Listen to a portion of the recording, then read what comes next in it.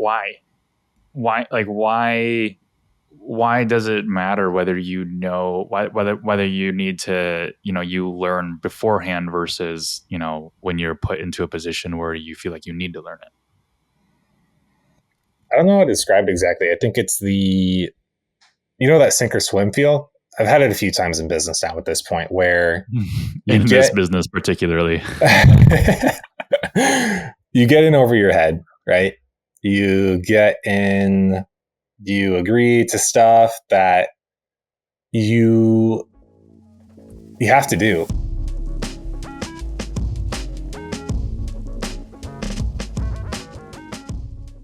So our first podcast recording ever on Zencastr. Whoa. Which means we no longer need OBS, hopefully, or to do this on Google Meet, which should make things a lot easier to produce and record and not have to run into technical difficulties. But it was funny. Nice. I wanted to call something else that was really funny because last episode, the cold open was we're getting bad reviews and we're sad. And then right before we recorded this, Cody goes, "Hey, we got another bad review." And unfortunately, the worst part about that is like we don't know what to do better. It's just we just get 1-star reviews with no context, and we're like, okay, guess we'll do something different. Yeah, I brought up too. I think we're mixing crowds. It reminds me a lot of What the Af when they were What the Af before they became Stacked Marketer, because I was still in the affiliate scene when I first started paying attention to them. But I was still working in my day job, which was it's not corporate-y, but just clean, right? So I shared it with them. And when I did that, there was like 25 signups that I sent within an hour. So much that they got caught in their spam filters.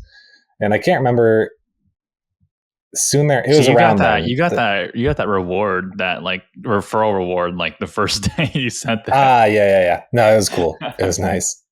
But, everybody I had sent it to, they didn't know anything about the affiliate world and that kind of setup with marketing. So they were very white collar, clean cut. And, the switch to Stacked Marketer, I think, kind of showed that. And I think that's what they were going for, because they noticed that they were getting a lot more of that crowd. Just I'm a digital marketer, but I'm not in the I don't even know how to describe the crowd. It's just the affiliate surrounding sort of thing, which it's developed into crypto and e-com and drop shipping and all that sort of stuff. So I don't know if we're listening, or if we're getting people who are in that, or if we're getting the people who are either in a marketing agency or they're in-house, or neither, or none of the above. And they're just, I am thinking about starting my own agency and I don't have any experience, that sort of thing.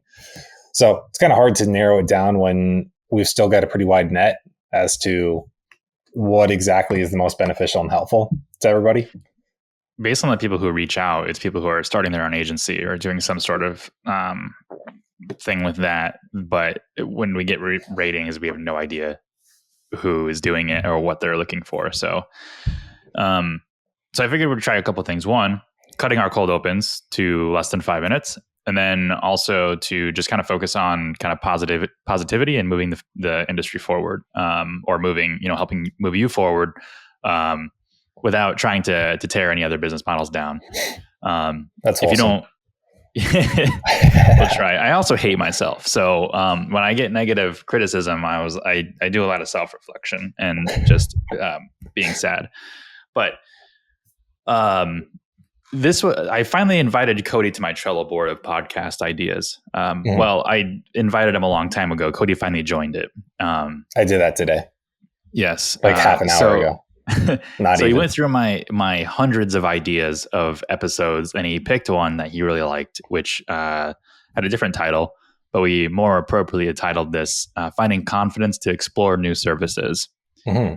And this is relevant to both people who, one, don't have any clients and need to explore a service to sell, or already have clients and are doing some of their own R&D, research and development, and trying to add to their service portfolio. Whether you're doing SEO and you want to branch out into paid ads, or you're doing paid ads and you want to branch out to like social or some other platform. Yeah. So I thought this one was fun. And I think it's cool because we can talk about both crowds and both people. The first one being the people I relate to a little bit more, the listeners, the not action takers, the not yet, I'm still planning, I'm not ready yet, I'm not prepared, that sort of thing, which we've talked about before, but go into it a little bit more as to how you can actually make the jump. But I wanted to ask first, before we even did that, what you thought, Jake, and how, when you get to a position where you're starting to think about it and you don't feel like, I think this is probably one of the more common thoughts is, I don't know enough about the things I don't know to have the confidence to go into this and, offer it as a service, because there's too many adjacent surrounding things that are beyond my knowledge. So if that's the case, well, one, did you feel that when you started Evergrow? Two, how can you fix it? How do you go about improving it and building that sort of confidence so you do feel okay making that jump? Yeah. Good question, Cody. Thank you for asking. So I think we talked a little bit about this in episode 6 and maybe episode 4 or 5. And it was about kind of what services to offer, and then also finding your first clients. Really, the first 5 to 6 episodes is really really covered this a lot. But if you're asking me, I'll just kind of recap what I did. So I wasn't confident in literally anything I was doing. I had some experience in some SEO, which is what I was going to offer. I just noticed that there were a lot of local businesses around me who hadn't even claimed their Google business profile. And that's just like so foundational. And this was back in the days where, like, if your Google business profile was called Google My Business. And it also showed you if a business hadn't claimed it yet, because it would have, do you own this business? Where now it says that on every single profile, whether it's owned or not. But before, in 2017, it only showed that on profiles that weren't claimed. And that was like a primary target for me. I knew exactly who to go after. The problem is I could have just started reaching out and claiming those, but I didn't know the process. So like, I didn't know what kind of ownership access I needed. I didn't know whether it was better to have them like claim it by giving them the steps, or if it was better for me to claim it. But if I'm the primary owner, can I transfer ownership? Like, what's the best and cleanest way to do this? And these are a lot of the questions that we ask ourselves when we get into new mediums too, is we don't want to offer a service and then all of a sudden just, be road bump after road bump after road bump. And suddenly we've got a bad perception of our services. So what I started to do was actually offer this for free, and not even to my industry. I just wanted to know the process. So I started offering it for free, or reaching out to like local churches who hadn't claimed their profile, and doing that for free, almost as like a community thing. And I got one to like talk to me and sit down with me about it, but they never took any action. Fortunately, my brother was a pastor at a church in actually Mason City, Iowa, and I was able to go through the process. Wait, where we get dumplings? Yes. Is it the same place? Yes. Same place, yeah. Okay. Yep. I didn't know. I had no idea. Like, that's the only reason I think about Mason City is when we get dumplings together. But yeah, Cody is in Iowa City. I'm in Minneapolis, and Mason City is like the halfway point in Iowa that we meet up, and we usually get dumplings at a Thai restaurant there. Overpriced dumplings, but they're very good, so we do it anyway. So he had a church there, and he allowed me all that access to claim and optimize that and learn that process. So while I was doing it, I kind of like somewhat documented it, and I was then confident to start doing this for clients. But the unique thing is I never actually did it for any clients. I just kind of like, it was like, okay, I know this process, but the whole purpose of that was to do that at a one-time price of like $200, I think, like 200 to 250. Like, I'll claim and optimize this, and that's it. Like, you don't got to worry about it again. And I was like, if I can do like 4 of those, I'll have $1,000. And that was huge for me at the time, to be able to pay down debt and just, live and survive, more fruitfully. But And I so didn't have you like, didn't know how to do that, right? Like no. you knew zero when it came to I knew actually it just needed to, I getting knew it needed to into. be done. Yeah, because we worked at the agency together, Hmm. and like I was in a client manager or client services role, so I wasn't actually doing the marketing execution. I was just kind of handling the face to face client interaction. So Hmm. I knew what needed to be done. I just didn't know like how to do it. So did you have any hesitation, even just like trying that, even though you did it for free? Did you have any self doubt? Did you have anybody who told you, "Hey, you can do this"? Like, or it's just Mm, like an innate nature thing that you felt that you could do it. You believed in so yourself. so I didn't have any self doubt in this because it was a free service that had no cost of goods sold. So I wasn't managing anybody's money. It didn't cost other people money to claim this or do it. Um, and as long as I was honest and truthful that like, yeah, I'm going to hand this over to you in a timely manner, then I wasn't fearing any other kind of repercussions. Like I was holding their business profile hostage or, I was like, hey, this is just being honest. And like, if they didn't want to work with me, that's fine. I don't lose anything other than the opportunity for the experience. So I was fortunate that my brother was, obviously he's my brother. So he trusts me to handle things and I was able to do it in a really clean way. And then when I got my first client, um, so I mentioned this before, but it took me 6 months to get my first client. They lasted 2 months, and then I didn't get another client for 10 months. When I got my first client, I was able to do that Google business profile stuff immediately and, kind of flawlessly. Now they only lasted 2 months because, they're out of business now. So I think that, and I also That's went to common. market. Like your I first went few to clients market. where you're like, I don't know how this is going to go. I don't know if they're going to be in business for a while, but that's okay.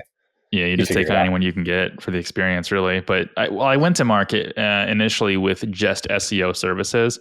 The problem with doing that is that I found was it's a long haul service, but it's a high margin, and you're not managing anybody's money. So the only thing that you would ever be out is just future revenue.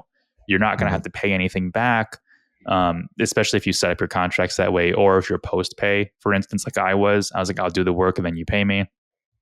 Um, and it's very SEO is a very low risk service if you're not engaging in like black hat tactics and things like that. So that relationship didn't last very long. It's part of the reason why I wanted to partner up with you so bad is because of your expertise in Google Ads and being able to provide that immediate return on investment where they Mm-hmm. could complement the SEO services.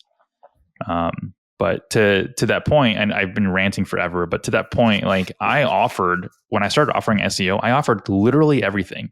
I started on a Wix website because I wasn't confident enough to start building WordPress websites, which I did find a friend at church who owned a landscaping company who did let me take the reins on that and build his new website on WordPress. And I learned that way to kind of build some confidence.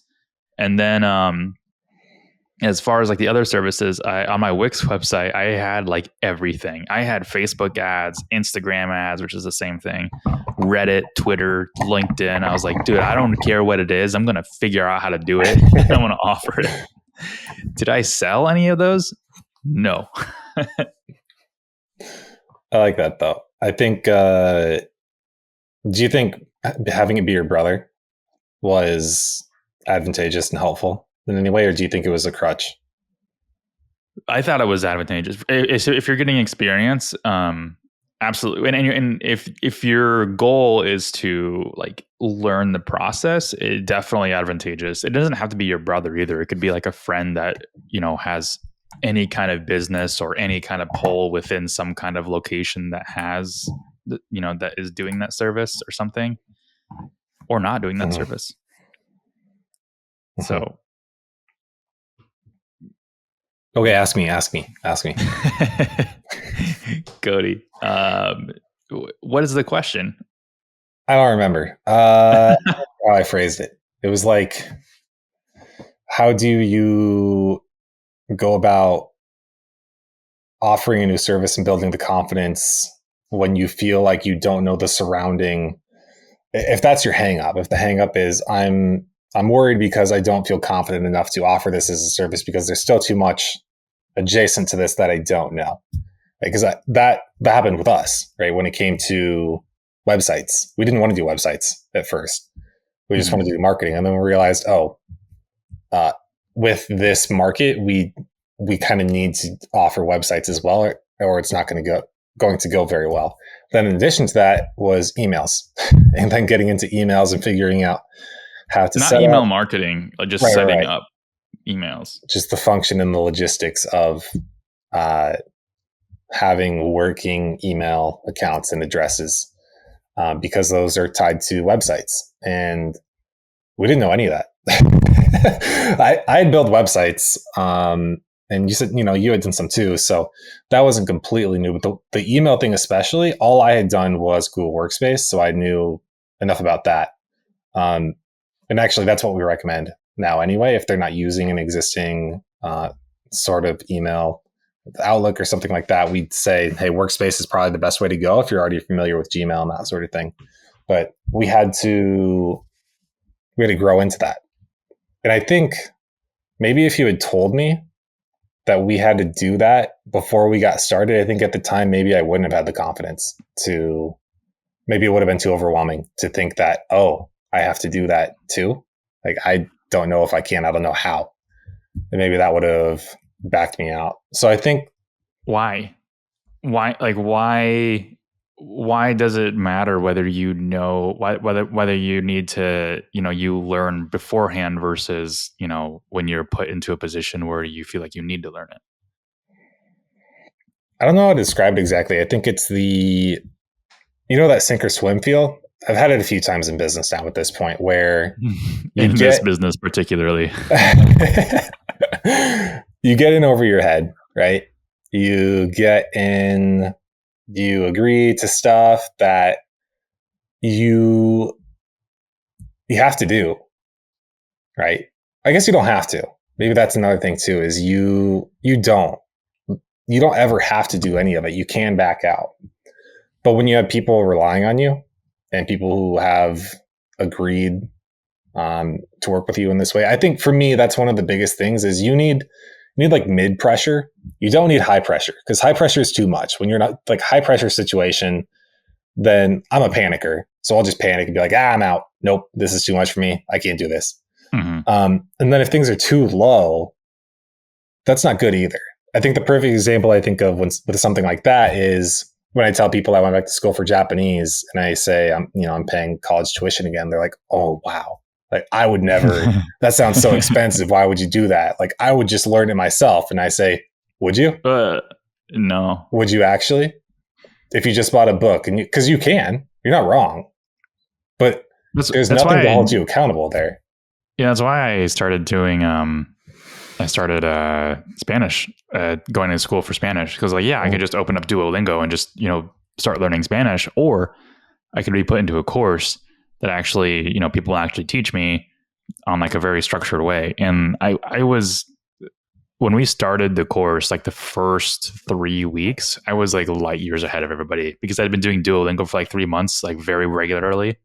And not just like 5 minutes a day. I'm talking like 30 minutes a day. But then by like week 4, I was like, oh, okay, we're learning new things. I was like, and then like, there's like a lot of things you don't learn in those apps and like in those books, like just, metaphors and expressions and even like basic grammar things. Yeah. So you think signing up and giving people money is one way to do it? Because I think 2 things. One is if not you have not just anybody money. Right. The reputable stores.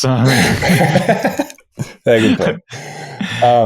But I think having a support group of sorts, like being surrounded by the right people so that you are built up to do it. And then also having some sort of agreement in any shape or form. If it's like, if it comes to services, then I think written agreements are good. I'm not saying contracts necessarily. I'm just saying something that holds you accountable to each other.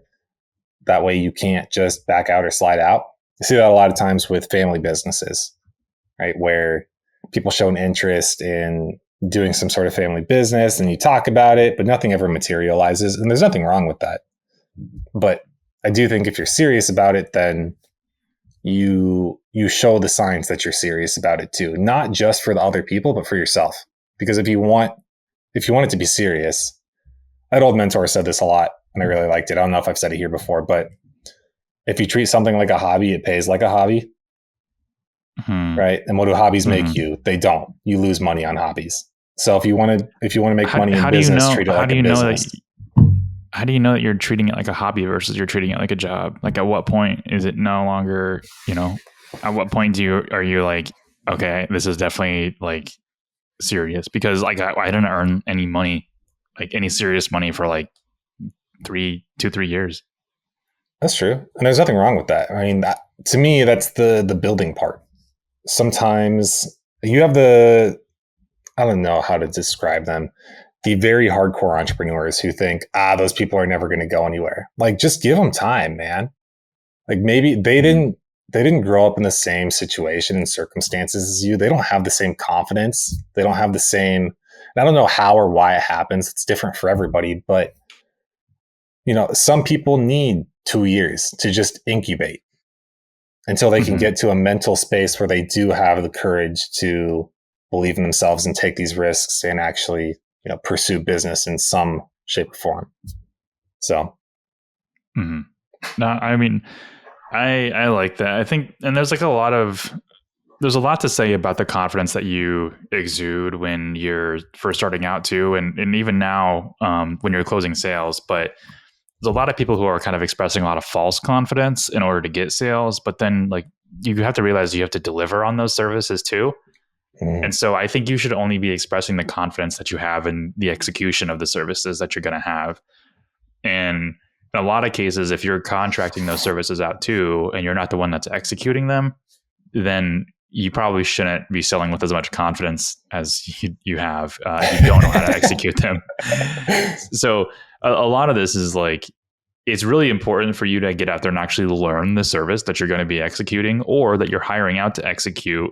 And there's a lot of free resources out there. Like if you want to learn Facebook ads, you don't have to spend money to learn ads. You can take Meta's Blueprint free course on how to run ads. And then you can run ads for free after that for somebody and on just ad spend alone. And then you can actually use it in practice. Same thing with Google ads. Google has free ads courses. I guarantee you any other platform, LinkedIn, I'm sure they have free. I've never taken a free LinkedIn ad course, but I'm sure they do.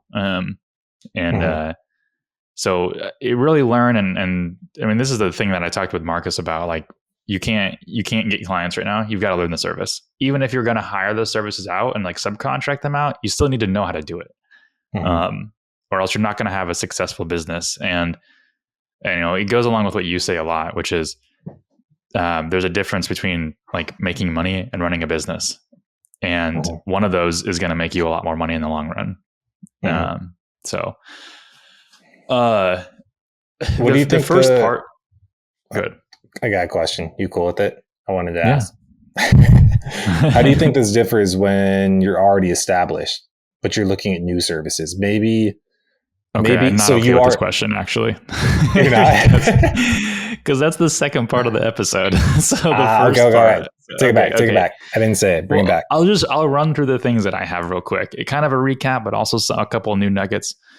So if you don't have clients and you want to offer new services, or you want to find confidence to explore those new services, you can listen to episode 6. And in episode 6, we talk about offering your services at a discounted rate, and then also being honest about your experience.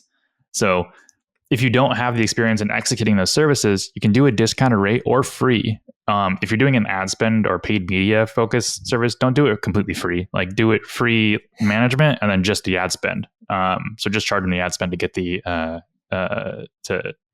not dipping spend into their money for free. Yeah. Don't just work for free. Don't pay for their ad spend. Also, if you've already taken those ad courses and you know roughly how to do it, and they're hiring you at that discounted rate, and you're honest about your experience, you already know more than them. Because if you're honest about your experience and offering it at a discounted rate, that means they haven't even taken those courses, which means you are by default more knowledgeable in the platform than them. And that's what they're paying for. The fact that you're more knowledgeable. It's also a really good thing to point out. I always say this all the time with new entrepreneurs. It's not your job to know the answers. It's your job to find the answers. And as soon as you can internalize that, you'll be way more confident in pushing back the imposter syndrome than ever before. So if you don't know an answer to something, that's totally okay. They're paying you to find the answer. Episode 11 is a really good episode about focusing on relationships rather than transactions. So when you're first starting out, you have to focus on relationships. You can't just be transactional and say, here's my price, take it or leave it, blah, blah, blah. Like, I'm not going to give you the time of day unless you're willing to, pay the money. You can't do that at this stage. I mean, you might, if you're a good salesperson, you absolutely can. It's just, I don't think your client's going to stick around for very long if, one, you don't know how to execute the service, and two, there's too many roadblocks in the way of you actually doing that. So listen to episode 11 and just make sure that you're really focusing on those relationships. The last part I had about this was using written agreements, which actually kind of coincides with some of what you were saying too, in your next point here. So in written agreements, you can just specify the duration that you're going to offer those services at a discounted or free rate. Because if you say you're just going to do this for free off the bat, and they're not going to know when that ends. If you have extreme success with it in month 1 and you didn't put a duration on it, it's going to be a lot harder to get them to pay the full price in month 2. So I think when we usually do it, we say we'll offer a discounted rate at this or no management fee for this for 3 months. After that 3-month period, we'll assess how it is, and then we'll either not offer the service or bump it up to its full rate. Yeah, it depends on the service. Sometimes we'll walk it up too, where we'll say, look, first month's free, next month's 50%, right? By month 3, your full price, that sort of thing. But you have to make sure that you're giving it enough time to become successful, because we've also had it too where we get to month 2, it's just not looking good, right? We need more time to sort it out and figure it out. And then in that case, you go back and you talk to them about it, right? I mean, those local service ads for us. Yeah, that was a big flop. If you're listening to this and you do offer local service ads as a service in your niche, just be aware that it's extremely different in every niche in every market. So if you're getting like a really good cost per lead in like roofing or like locksmiths or something, and you come over to the landscaping industry, totally different. Also, extremely different in different markets. So we had we had like Texas clients doing really well in it, and then we had Florida clients just doing awful in it. And so it totally depended on the market. And then also like I don't know if it's still this way, but the reviews you get for LSAs they don't correlate to your Google business reviews either. So it's like, right, if you funnel reviews to those, you can pay a lower cost per lead, but then like your SEO is impacted because you're not getting the review there. Yeah. So it's just, that was a weird one. I remember that was one that we went into, and I remember thinking, I've looked at this like once, right? Like I know that this has worked for many people and I have some experience in here, but a lot of this is, a lot of Googling and stuff. I say it a lot to the minions where when we run into a new thing, it's the first thing that I say is, as much as I do. Like the second we get to a point where we are now at the same level of knowledge, I just say it. I'm like, as much as I do here. From this point 100% forward, of the time, they don't believe you. They're just like, that's not true. Like, no, you literally do. No, it's the truth, right? I mean, and then you're just like, okay, now let's Google, let's figure it out. Let's click on everything that's clickable here. And so you just get that sort of confidence to do that. We stopped offering that because in the landscaping niche, if you've got like a $250 local service ad budget and your cost per lead is like $120, which in some cases it is, and even more than that, and Google can't provide you 2 leads, you get no leads that month. So then do we still charge the management fee for getting no leads? Like, it was just kind of like, this isn't probably a service we want to run. So what instead we do is we coach people to set them up themselves and then run it internally. And just by us saying that, being honest about that, it really speaks to the other services that we offer instead.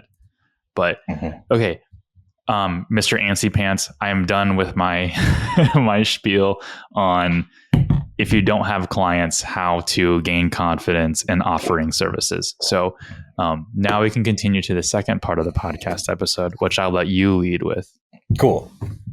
Yeah. So this is the second crowd. This is the people who do move fast and maybe break things, where they have branched or they have a successful service, but it could be that they're making money, but they aren't yet running a business. They had luck. They hit one home run and they are, it's working. They've got something going on. They're making some money. They're able to think that they, are seeing some, because they are seeing success, but it's very T-shaped and, not T-shaped.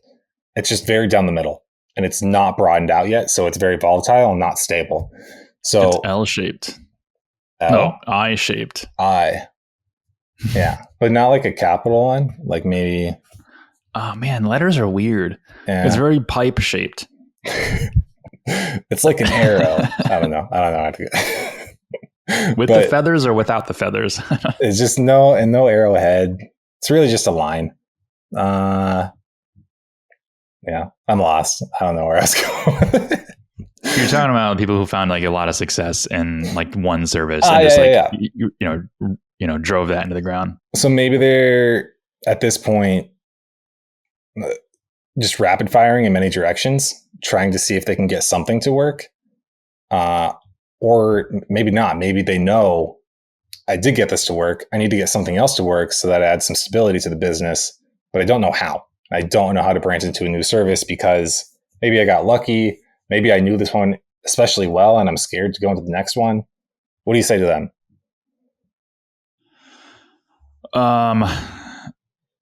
Do what we did.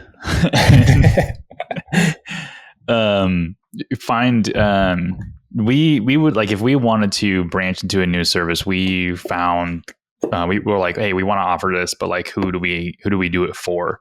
And we would go through our list of the clients that we have a good relationship with. Again, episode 11, chase relationships, not money. And we would say, hey, so we really want to offer this service, but we haven't explored it before. And we're not about to sell a service that we don't have a documented process for. So we want to test it with you. And here's what we're offering. And if it's a free management fee with just the ad spend, usually they're pretty open to it, especially if the ad spend is low enough. So if they're already paying us, $1,000 a month, $500 in ad spend, $500 in management.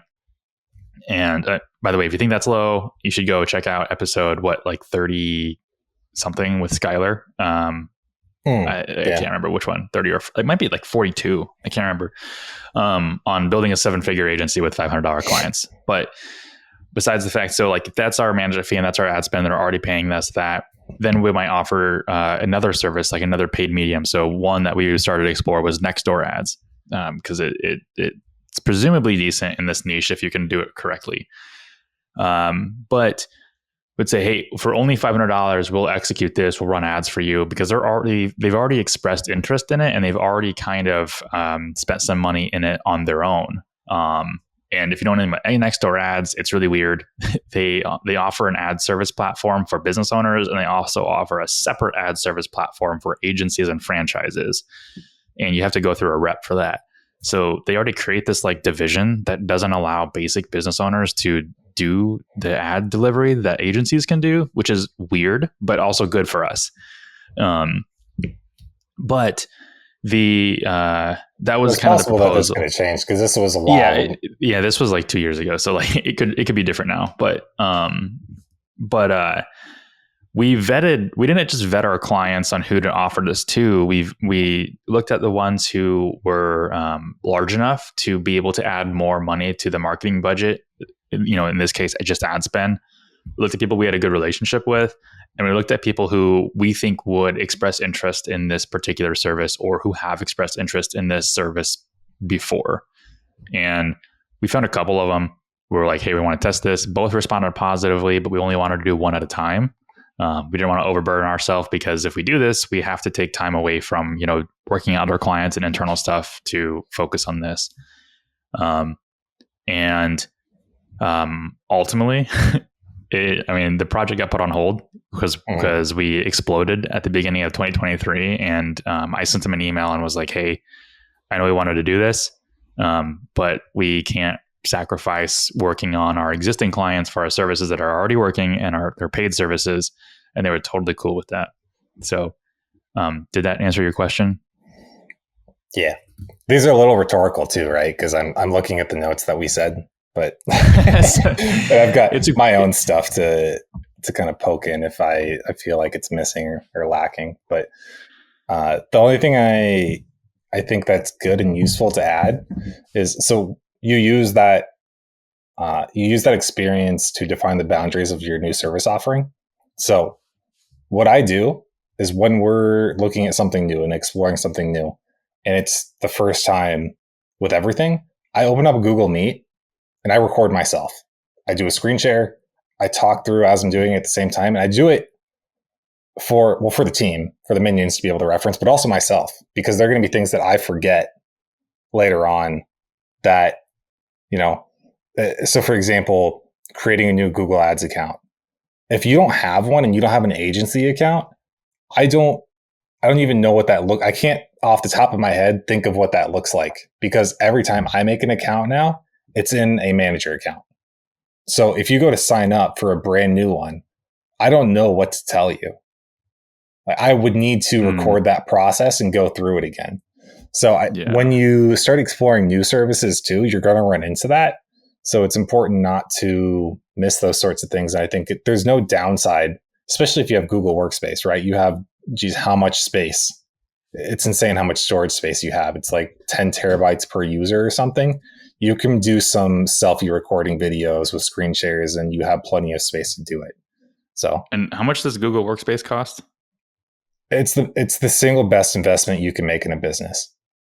This is the truth. It costs, at a minimum, the cheapest plan is $6 per month per user, and you get, what don't you get? I mean, Google is already great for free, and then you pay for the paid premium features, and you get tons of great stuff. I mean, just for email alone, to have a professional email that works within Gmail, Google Workspace is worth it. Which jake@evergrowmarketing.com is a Gmail email. But I really like the storage is awesome, because we get like 8 terabytes per user. And I like all this podcast recording, I just dump into the Evergrow drive. And I'm sure eventually we'll get podcast drives, but like a Jake at everbrowspodcast.com or something. But even like personal stuff, like I went to my sister's graduation in Tampa, and all my family took photos. And then so like I just popped open a folder in our Evergrow drive, and I was like, here, place all your photos in here. Because everybody wanted a shared folder, and I'm like, I don't have time to figure out where to dump these. I'm like, here's a drive folder. So here's a fun fact about VPNs and traveling abroad is, I had Google One up until very recently, which has a VPN. It includes a VPN, but it's not a VPN where you can change your location. I used to use ExpressVPN, and there have been so many websites while I'm in Japan that I haven't been able to access, that I just this week pulled the trigger and got rid of Google One and switched back to ExpressVPN, because it's mandatory. I think I'm figuring out like lots of those things. That this year has been a big travel year for us in general, and I think it'll continue to be. And as the business and our team gets more international too, we're going to have to start figuring out like the most optimal ways to work with that. So that was a unique thing I didn't think was going to happen. But so I'm VPN stupid. Like I've never used a VPN. I think the closest thing to a VPN I've used is like vtunnel.com in high school to bypass all the blocked sites. Yeah. And do you just use it to access sites that you can't access that are region locked? So what a lot of just consumers, if you're just a normal consumer person and not business oriented. So one, very simple one is if you just want to use public Wi-Fi or something, but you want your stuff to be secure, encrypted, then people will go through a VPN to do that. Probably the next tier is consumers who are like, I want to watch this on Netflix, but it's not available in this country, so I have to spoof my address, my IP, so I can watch this region lock thing. We couldn't watch My Hero Academia in Mexico. yeah. So that's one where it'd work if you had a VPN. But for me, what was I doing? I was trying to pay some bills. I think it was Progressive, just my auto insurance, and couldn't do it. Wouldn't. Weird. Yeah, it was weird. So like, okay, back to the VPN we go. Who region locks things? Is that the government? I don't. This is beyond me. You know as much as I do. There you go. Right. There it is. Bringing it full circle. I feel like we need an Evergrow VPN though. Like a secure thing. That's next level. That's next level business stuff.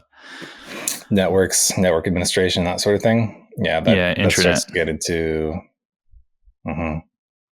That's like right alongside email, because when you use Google Workspace, all that stuff's integrated. Okay, I was like, what were we talking about? Google Workspace. So so $6 a month per user. You also get some fancy Google Meet features too. So I can always just send Google Meet links to people, and there's a lot. Like, I don't know if you can. Is there a free version of Google Meet? No, it's just Google. Google Meet, there might be free.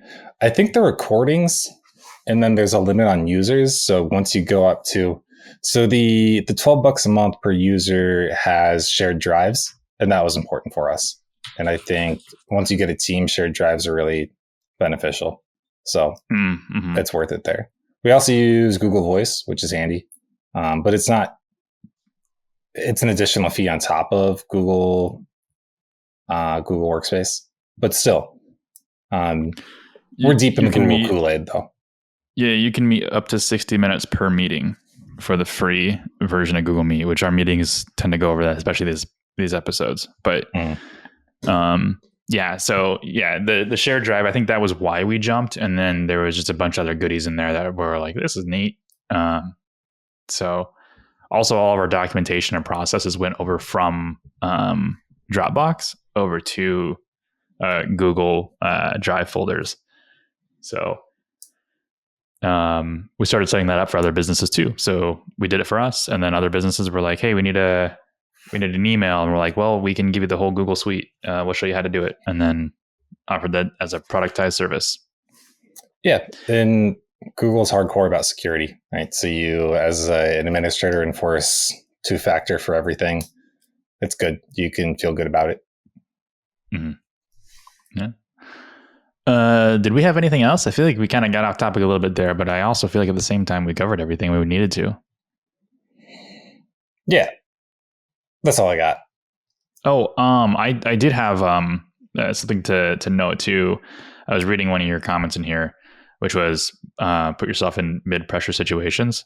So like if you have enough, so you feel the pressure, but you're not scared of failure that you won't even start. So that was your note. I'm going to interpret that and say that if people are asking for a particular service, that's a really good indicator that maybe you should test it out or try it out.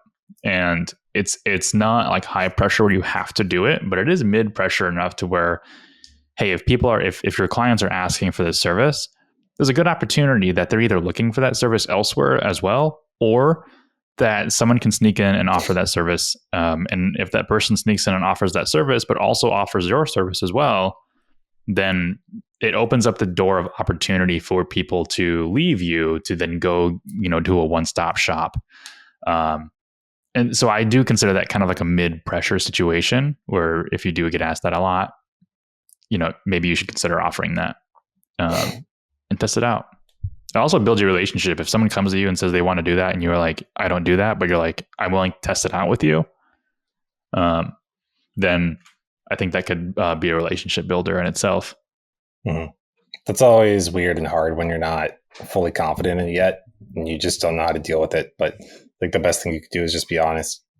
Say, I do that. I fully level with people all the time. If they ask me something and I say, I don't know, like, I have no clue, or it might work, but I can't tell you anything confidently right now. Like, we can give it a shot, but I can't make any promises. And, some people get spooked by it, and that's fine, right? Then it's maybe not the best match, but some people just appreciate the honesty. Mm-hmm. Yep. I was gonna say, I think people do respect that a lot. So then it just shows you're not out to get their money. They're there to make sure you provide a successful or a service that's mutually profitable. Mm. And it's very rarely worth the money. I can't think of very many situations where whenever you ask that, you have to question that. Is this worth the money? The answer is pretty much always no. Well, is it worth the money to offer the service and then have them leave, or wait, is what worth the money? Just while you're going through I shouldn't say that, because especially early on, you just feel anxiety, not because you have a good sense of the business and the service. You just feel anxiety because it's new. That's different. That's a different kind of anxiety. But once you kind of get in the swing of things and like you get a bad feeling about a client, like a gut feeling, that sort of thing. That's kind of what I meant of, if you're not sure, you feel hesitant, that sort of thing. Sometimes, usually, pretty much always, it's not worth it. But I'm not that's why I need a partner too, because if it were up to me all the time, I would say no too often. And that's not, I'm like backtracking on what I said. I'm like, listen to your gut. It's usually right. But how do you say that? How do you say that sometimes your gut is right, because it usually is when it comes to those things. But if you're just hesitant about doing business, so that you always give an excuse for yourself that that's a dumb thing to do, and that you should just say yes because you have to believe in yourself. Like, that's a very complicated feeling. If you're afraid of failing on your own right, then you shouldn't believe that feeling. If you're afraid of failing because a client is being difficult, then I think that's a different feeling. I think that's like, okay, like, trust your gut, because when you have outside influence on something, that's not up to you. But if you don't have outside influence on a decision that you want to make, such as testing out a new service, then that's on you. And I think you should push for it, as long as you are willing to learn. Yeah, this sort of nuance is hard to explain. It's much easier to just be the Gary V and be like, sleep 4 hours, you can do anything, believe in yourself, work hard, it's fine. You can do anything with authenticity. If you don't have dreams, then you're dead. I don't know what he says. Like, I really don't know any of that stuff anymore. I've been seeing him a lot more on my timeline, and usually I'm like a big Gary V hater, not because I think anything he says is like wrong. I just think a lot of the stuff he says is I don't know, catering, pandering. He's got the full crowd now, right? He's everybody. Yeah, well, yeah. There's a lot that he's saying that I do agree with. Especially when he talks about authenticity. The only reason why I hate him talking about authenticity is because I don't think his followers even know what that means, and not in like a way, not in like a mean way, not in a way that's like you don't know what the word means. I just don't think people know how to be authentic. And I honestly think like us being our authentic selves is causing us to get negative reviews. And so, but at the same time, like, our listenership is skyrocketing. Like, so, like, that's fine. Like, that's a trade-off that we have to play. But at the same time, like, how do we still be our authentic selves, but also, not upset or offend, or alienate a segment of our listeners. So there's a side rant, but it's heavy stuff. It's heavy stuff that's not easy to. It's much easier to just not talk about and not share, because it's easier to just not have a podcast. I mean, we don't have to worry about that. Yeah, that's it. True. So, all right, guys. I think that was a good episode. Cool. But yeah. All right. Well, thanks for listening. We'll see you next time. See ya.